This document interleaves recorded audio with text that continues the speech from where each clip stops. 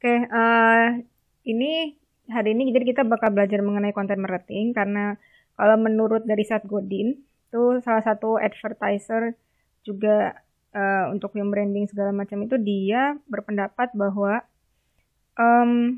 iklan itu sekarang orang mulai cenderung menghindari karena sekarang juga udah pinter banget kan sebenarnya bahwa yang ditampilin di iklan tuh belum tentu bener juga. Dan intinya orang tuh udah mulai bosan sama iklan-iklan pada umumnya karena sifatnya satu arah biasanya.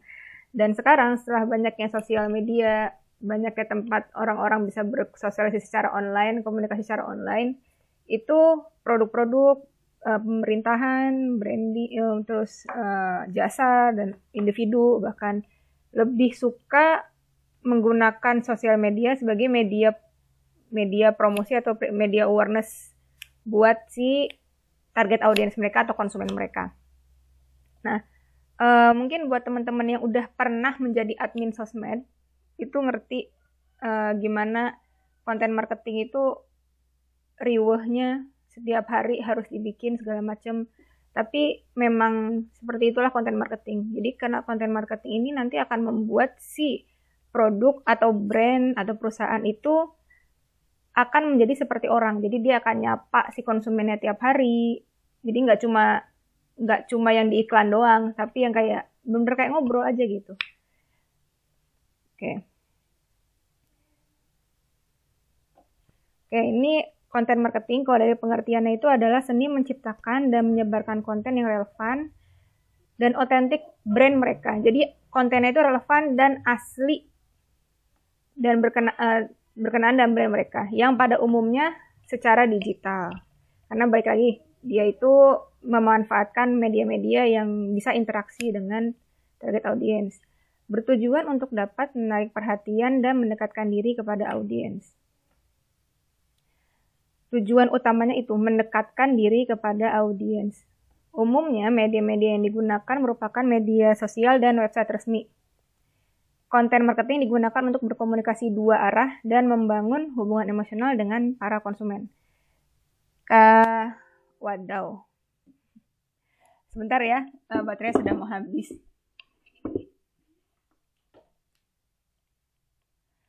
Oke,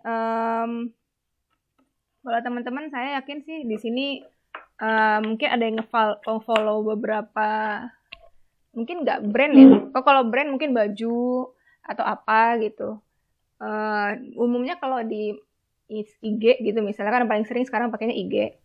Biasanya brand-brand tertentu kayak baju atau apa ada yang menggunakan IG itu kayak etalase toko. Tapi kalau berdasarkan marketer dan lain-lain itu penggunaan sosial media sebagai kayak etalase toko itu kurang pas karena memang sejak awal itu yang namanya media sosial itu adalah media untuk berinteraksi dua arah. Jadi paling enak itu kita pakai sosial media itu buat ngobrol sama si konsumen. Jadi kita tuh kayak ngebangun hubungan emosional sama orang lain gitu kan. Paling enak kalau sama temen kan ngobrol, bertukar pendapat seperti itu.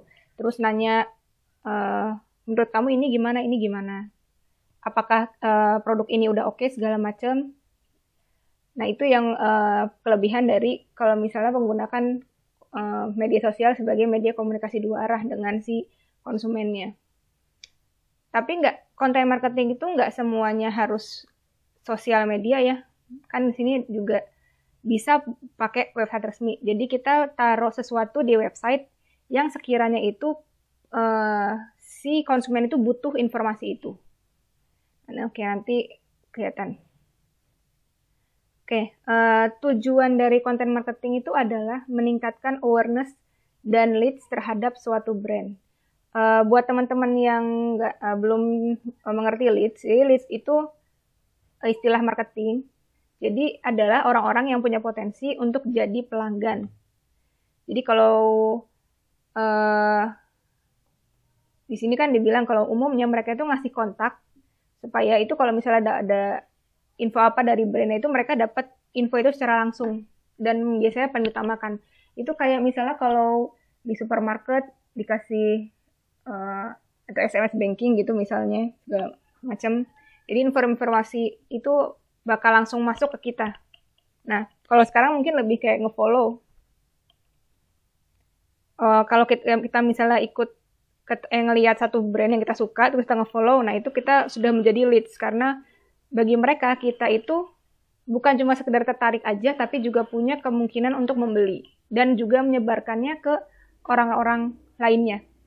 Jadi bisa promo, ini barangnya bagus loh, gitu. Nah, by the way, kalau yang namanya content marketing itu tuh yang dicari bukan penjualan itu meningkat. Enggak, jadi si penjualan itu tuh urutan yang kedua. Tujuan utamanya itu adalah meningkatkan awareness. Meningkatkan awareness dan orang-orang yang kemungkinan bisa jadi konsumen kita. Soalnya kalau misalnya pengen meningkatkan penjualan, ya cukup aja jadiin IG itu sebagai ajang etalase toko. Ini harganya sekian, harganya sekian, harganya sekian. Tapi orang-orang tuh nggak diajak ngobrol. Nah itu pengen ningkatin sales. Tapi kalau misalnya kamu menggunakan sosial media kayak memposting hal-hal yang mungkin tidak terlalu berhubungan dengan produk, misalnya cuma bahan bakunya doang, atau orang-orangnya yang lagi proses, misalnya memproses produknya. Nah itu kan sebenarnya kalian lagi bercerita tuh. Nah, kalian lagi cerita bahwa ini produk kami dibuat oleh ibu ini, terus dengan sepenuh hati, layaknya anak sendiri gitu misalnya. Udah ada kayak kecap bango. Nah, kenapa awareness itu penting? Karena awareness itu kalau menurut Durianto itu punya 4 tahapan. Dari unaware of brand, jadi ada tahapan orang-orang itu nggak tahu brand. Terus ada brand recognition, di mana orang-orang udah mulai tahu dan mulai sadar, oh ada brand ini. Jadi kalau berikutnya itu adalah dia brand recall, itu dia bisa udah tahu, udah beli, dan dia mulai melakukan pembelian berkali-kali, dan yang terakhir itu adalah menjadi top of mind-nya. Dia akan menjadi produk utama yang akan selalu muncul di kepala kalau misalnya disebutin, produk kopi yang enak tuh apa sih? Ini kalau misalnya beli baju enaknya di online shopping yang mana gitu. Itu yang namanya top of mind. Jadi dia nggak akan kemungkinan untuk bergeser ke lain hati atau ke lain produk itu minim, karena udah jadi top of mind. Gitu. Dan masalahnya mencapai top of mind itu nggak gampang kalau cuma sekedar kita ngasih tahu ini bahannya ini, harganya sekian, Anda harus beli. No way. Jarang banget yang begitu sih. Jarang banget yang begitu kalau untuk sekarang. Karena semakin kesini generasi itu lebih pinter dalam memilih. Karena udah banyak pilihan kan. Kopi itu ada sekian banyak. Terus baju itu dia brand ada sekian banyak.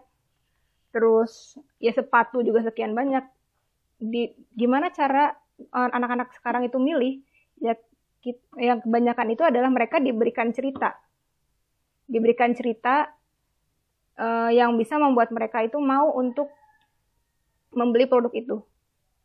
Kalian pernah nggak sih kayak mikir, jangan suruh saya beli, tapi beritahu saya kenapa saya harus beli produk Anda, apa yang produk kamu punya yang membuat saya ingin membeli gitu.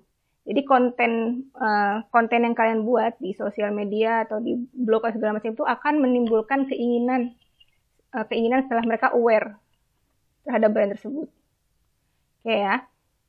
Oke. Terus ini yang di atas ini kan di sini. Nih. Kalau content marketing itu ada 2 tahap. Ada content ideation and creation sama content distribution dan amplification. Kalau content ideation and creation itu tahapan kita itu milih-milih dulu. Kita mau buat konten apa, temanya apa, terus konsepnya bagaimana, bentuk konten sampai ke masalah finishing. Jadi gimana hingga kita buatnya gimana. Yang perlu dipahami juga kalau misalnya bikin konten itu dia harus bisa nampilin karakter brand dan relevan dan insight konsumen. Jadi gini,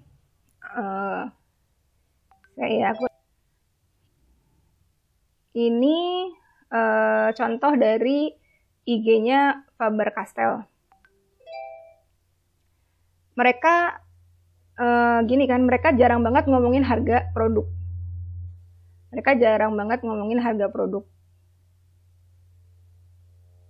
Tapi mereka ngeliatin bagaimana kualitas si produk ini dengan cara banyakin portfolio. Kan balik lagi ya, kenapa konten itu harus relevan sama karakter dan insight target konsumen, karena konsumen itu atau kita atau saya dan teman-teman itu umumnya akan mencari sesuatu yang kita butuhin. Kalau kita nggak butuh, kita skip. Makanya kalau misalnya nonton YouTube skip ads gitu kan biasanya. Nah, jadi kita bikin konten yang isinya itu teman-teman dan konsumen lain juga perlu. Buat orang-orang yang suka gambar, suka pakai alat gambar, yang mereka butuhin itu adalah tahu sebenarnya bagus enggak sih produk ini, bakal sebagus apa kalau aku pakai, bakal sebagus apa sih hasilnya kalau misalnya saya pakai gitu. Nah, si Faber-Castell ini ngeliatin kalau misalnya Anda pakai produk ini, Anda akan bisa jadi warnanya sebagus ini, krayonnya juga bagus warnanya, tanpa ngomongin ini ya, misalnya ya bisa sih ngomongin materialnya, cuma langsung ngeliatin ini hasilnya begini.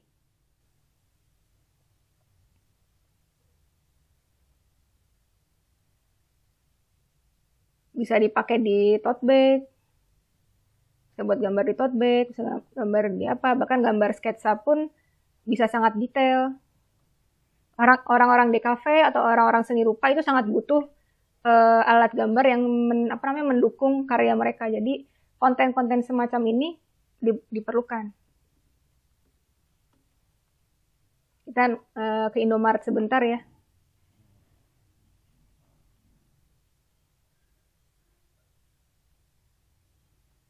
Dikira mau ke Indomaret. Ya ini Indomaretnya online nih. Window shopping. Iya. Kita ke Indomaret sebentar. Indomaret apa Alfamart ya enaknya ya?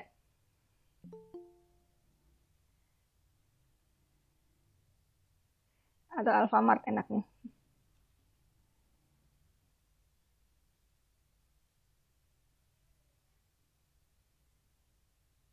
Nah, ini tuh antara Indomaret sama Alfamart tuh sebenarnya 11-12. Tapi kelihatan mana saat yang hanya sekedar hanya sekedar untuk jualan, menaruh etalase kayak begini, jadi ngomongin diskon bla bla bla bla, sama yang mereka berusaha untuk istilahnya ngajak ngobrol lah sama ininya. Walaupun ngajak ngobrolnya mungkin agak melenceng, kadang-kadang ada yang tidak sesuai sama insight target market. Cuma insight mereka itu kan kalau misalnya untuk ke minimarket terus ada kuis, pengennya ada voucher belanja, oke. Ya udah dikasihlah voucher belanja. Dengan cara bikin kuis gitu-gitu.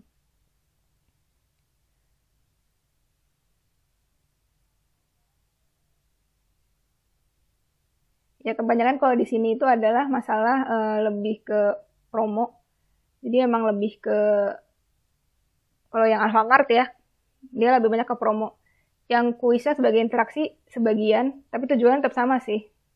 Biar orang-orang belanja, jadi mereka kasih hadiah voucher belanja. Itu bagian dari konten marketing. Begitu ceritanya.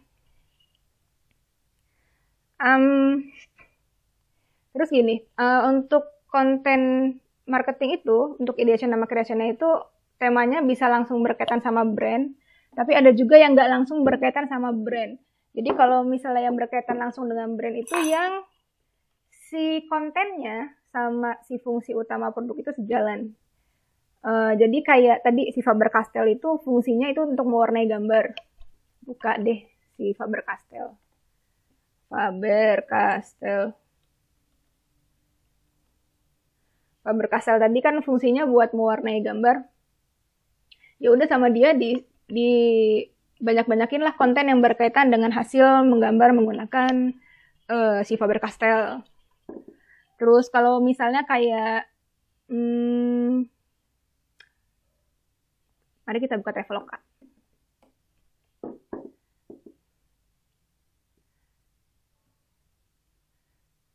Traveloka lebih banyak berkaitan dengan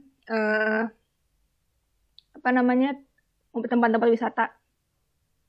Jadi dia banyak-banyak rekomen tempat wisata di mana aja. Itu kontennya masih berkaitan sama si fungsi utama produknya. Karena baik lagi kan Traveloka itu dia lebih mengkhususkan untuk orang yang suka jalan-jalan atau untuk berpergian segala macam. Dan orang butuh info tentang itu. Kalau di sini saya kasih contohnya untuk semen Holcim. Yang barangkali ada yang ingin membangun rumah dan merencanakan dari sekarang. Ini Holcim ini sebenarnya kegiatan Holcim yang 3 tahun yang lalu. Pada tahun semen Holcim kan ya? Ini tuh jadi si semen Holcim ini untuk 3 tahun yang lalu dia itu bikin konten di YouTube. Intinya adalah tips-tips untuk hal apa aja yang harus disiapkan atau diketahui saat kita atau orang-orang itu mau membangun rumah. Jadi dari segi biaya, dari segi desain, terus konstruksinya, terus sama testimoni dari beberapa pengguna semen Holcim. Jadi gitu. Nah, berikutnya itu ada tema yang nggak langsung berkaitan sama brand. Jadi tema kontennya itu nggak sesuai sama fungsi utama produknya. Tapi dia punya koneksi yang berkaitan sama visi, nilai-nilai maupun karakter dari brand tersebut. Jadi seperti yang saya tulis di sini nih, kalau barangkali ada yang suka nonton, ada yang nonton nggak nih? Buka Talks. Halo, ada yang pernah nonton? Buka Talks. Aku putus-putus nggak ya? Halo? Pada cicing, Pada cicing, Naha,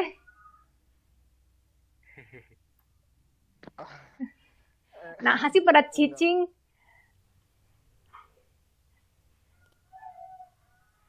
Aduh. Pada ini bohong. Aduh, yang yang pasti kalau misalnya fokus jangan sampai ngantuk, makanya jangan rebahan. Yang bilang sendiri. Aduh, makanya jangan sampai rebahan, bapak-bapak, ibu-ibu. Oke, balik lagi ini kalau teman-teman pernah tahu TEDx, kalau teman-teman ada yang pernah nonton TEDx itu forum juga dari untuk saling berbagi untuk informasi-informasi mengenai kemajuan bagi teknologi, humaniora, seni budaya dan lain-lain. Dan itu intinya siapa aja bisa ngomong, baik entrepreneur, terus bahkan orang biasa sekalipun gitu. Terus mengenai filosofi juga boleh, tokoh agama boleh. Jadi intinya untuk saling memberikan pendapat masing-masing yang bisa juga menginspirasi orang lain. Jadi intinya itu menginspirasi orang lain. Nah, Buka Talks ini yang ngadain itu Bukalapak. Bukalapak yang notabene itu adalah platform belanja online yang ya kalau misalnya untuk belanja ya udah jualan aja gitu. Ngapain bikin Buka Talks segala yang isinya tuh forum untuk berbagi inspirasi juga. Karena yang jadi pembicara itu umumnya ya kayak Marcella, terus kayak Sujiwo Tejo, Mahfud MD, Ridwan Kamil, di sini ada Fira Basuki. Jadi semuanya itu adalah orang-orang yang mereka punya sesuatu, baik usaha, UMKM, penulis, ataupun arsitek, yang mereka berbagi gimana caranya apa yang mereka lakukan itu bisa bermanfaat buat diri mereka, terus diri orang lain. Nah, terus apa hubungannya ini si acara itu sama si brand Bukalapak? Nah, balik lagi, visinya Bukalapak itu adalah membantu para UMKM. Dan UMKM itu bisa, UKM, sorry. Dan UKM itu bisa muncul, orang-orang itu bisa bikin UKM kalau mereka punya terinspirasi, atau mereka punya keinginan, dan mereka berusaha. Dan di Indonesia itu perlu dibangunkan. Artinya kan untuk beberapa tahun ke belakang yang namanya orang untuk menjadi entrepreneur itu masih jarang. Bahkan sampai sekarang mungkin kita yang mau punya usaha juga masih takut. Nah, untuk memunculkan keinginan atau motivasi yang kuat untuk membuat UKM itu, Bukalapak mengajak beberapa orang yang bisa menjadi inspirator untuk memberikan petuahnya, motivasinya. Dan, hai saudara-saudara, saya punya ini. Saya membuatnya dengan begini. Ya ceritalah. Nanti teman-teman silakan nonton sendiri. Saya udah nonton beberapa dan itu bagus. Ya, ada yang dia ngajarin cara hidup minimalis.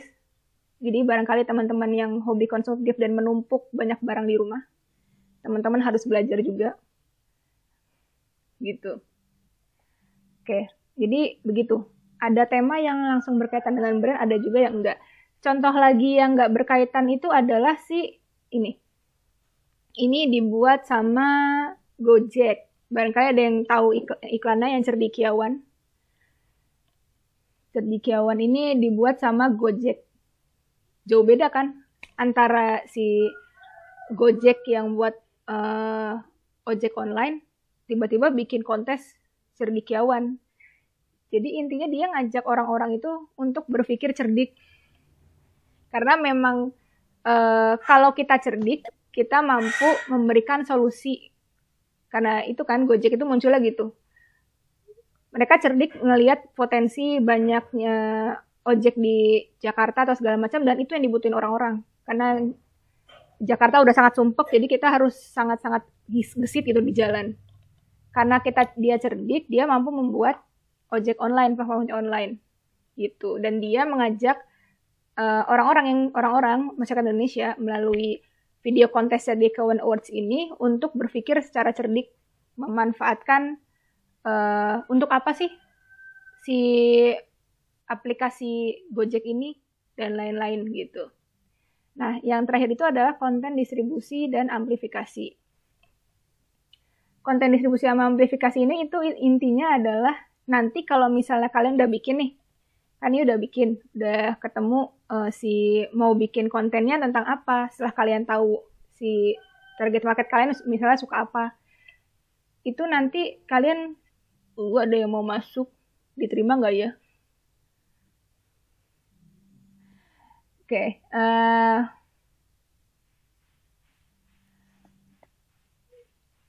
jadi setelah kalian sudah membuat, itu kan kalian harus pilih mau di platform channelnya mau apa, terus dia mau yang masih yang biasa aja atau mau yang ada bersponsor dan lain-lain. Jadi kalau teman-teman kayak ngelihat kayak IG bersponsor gitu kan kesannya lebih kayak oh ini yang benar-benar serius nih. Soalnya kalau untuk beberapa produk, kalau nggak ada iklan yang resmi itu kan juga dikiranya kayak bukan dikiranya ya, hanya bisa dilihat oleh sebagian orang. Tapi dengan yang bersponsor itu walaupun kita nggak di follow sama mereka akan muncul seperti itu. Jadi itu perlu kecerdikan kita juga, kita milih mau channel apa yang mau kita pilih, apakah mau sosmed yang A, B, C, D gitu, terus apakah mau yang free aja yang seperti pada umumnya, atau mau yang berbayar, jadi yang bersponsor. Jadi itu akan membuat kita bisa dilihat oleh semua orang, ada punya potensi besar seperti itu. Oke, nah ini kalau yang ada di cover, ini adalah contoh dari beberapa konten marketing. Ini seperti yang tadi kita lihat, ini Faber-Castell. Yang kedua ini adalah si McD.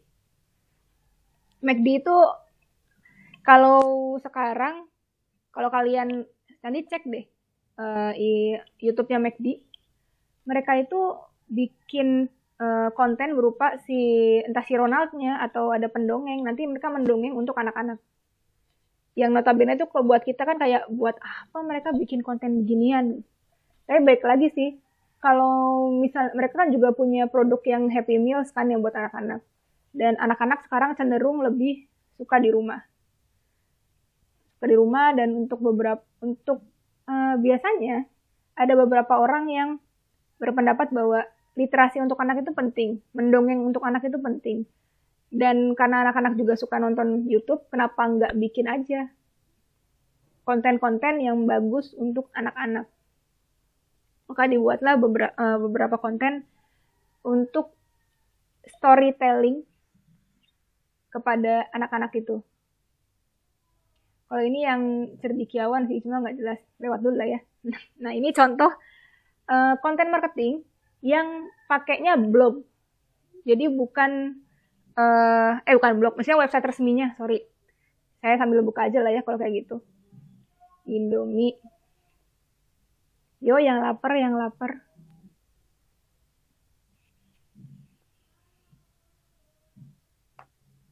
Yang lapar, yang lapar. Udah makan? Iya, nggak apa-apa. Tapi kalau ngelihat Indomie kan pasti mau makan lagi. Apalagi kalau pakai telur cengek. Telur, cabai rawit. Sayur. Tetap aja kalau. Oke, ini contoh yang dia naruhnya di website. Dia ngasih beberapa resep yang gimana biar Anda bisa menikmati Indomie, nggak cuma ya pada umumnya doang gitu kan, ngerti gitu. Sebelumnya kan kalau kalian masih ingat, dulu tuh Indomie sempat bikin kayak semacam perlombaan gitu, lomba masak Indomie. Jadi lomba resep Indomie. Ada yang pernah ingat nggak sih? Mungkin pas zaman SD, SMP. Adakah yang pernah ingat? Enggak. Aduh, itu tahun berapa ya? Lama banget berarti. Jadi dulu itu Indomie karena dia masih mengincarnya para ibu-ibu, dia itu bikin lomba untuk ibu-ibu, silakan kirimkan resep Indomie Anda. Nanti kalau yang bagus dan dianggap menarik akan ditampilkan di belakang bungkusnya, gitu. Ya, itu memang salah satu cara untuk engage juga sama si sama si konsumennya kan. Nah, sekarang dengan kaum milenial yang suka coba-coba, apakah Anda pernah mencoba membuat Indomie goreng menjadi samyang? Ada yang pernah nyobain nggak? Kalian bisa bikin samyang dari Indomie loh. Nggak pernah. Kalian bisa bikin samyang dari Indomie loh. Nanti jadinya. Coba.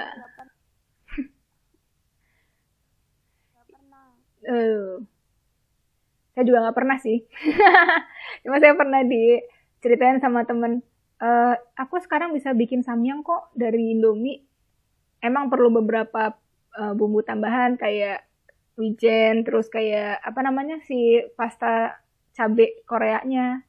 Tapi itu bisa kalau ada effort lebihnya. Nah, dengan banyaknya millennials atau generasi saat ini yang suka banget untuk mencoba-coba, bahkan mereka kan karena pandemi gini juga, itu membantu orang-orang untuk, bukan membantu ya, mendorong orang-orang untuk lebih berkreasi di rumah.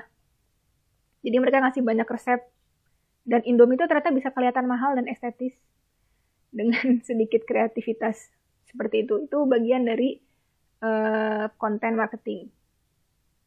Tampilannya pun estetis, bro. Oke, kurlep begitu mengenai konten marketing. Ini juga berkaitan sama channel yang ini ya, yang tadi itu yang distribution. Konten distribusinya mau di mana? Mau di blognya, mau di IG-nya, atau mau di mana, atau mau di YouTube. Itu terserah gitu. Paling yang perlu dipastiin nanti adalah target audiens pasti melihat konten itu di media tersebut. Oke, sampai sini ada yang mau ditanyakan?